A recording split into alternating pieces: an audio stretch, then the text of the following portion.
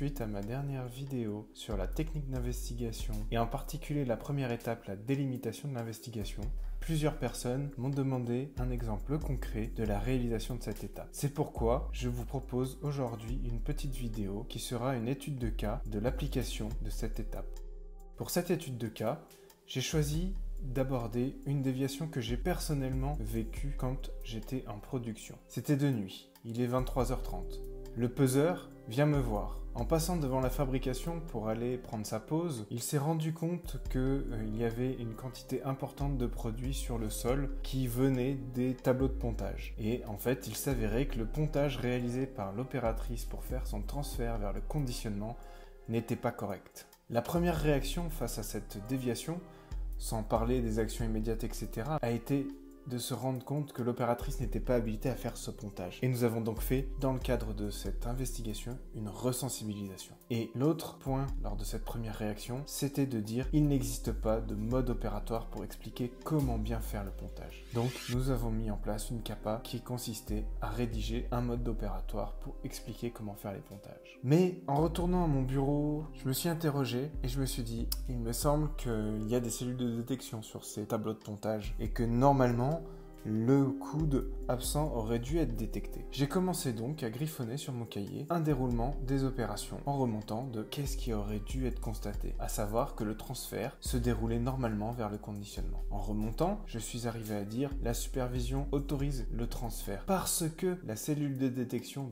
détecte bien la présence du coude. Et bien entendu, ça veut dire que l'opérateur a correctement mis son coude et que le pontage est fait par un opérateur habilité. Une fois que j'ai rédigé ça sur mon cahier, je suis parti sur le terrain et en repartant de ce qui a été constaté, le produit coule sur le sol via le tableau de pontage, je suis donc remonté, la supervision a autorisé le transfert. En effet, la cellule a détecté le coude alors qu'il n'est pas présent. Bien entendu, si je continue à remonter, l'opérateur se trompe dans son branchement et l'opérateur qui a fait le pontage n'était pas habilité. Mais repartons de cette cellule qui détecte le coude alors qu'il n'est pas présent. Et en remontant, sur les 24 dernières heures, voici ce que j'ai trouvé. La cellule a été shintée dans la supervision. Cette cellule a été shintée par le technicien de maintenance dans la journée suite à un problème technique. Et il s'avère que le problème technique, c'est que depuis quelques jours, les opérateurs étaient obligés d'activer manuellement la cellule de détection avec une clé de serrage car elle ne détectait plus la présence du coude de pontage.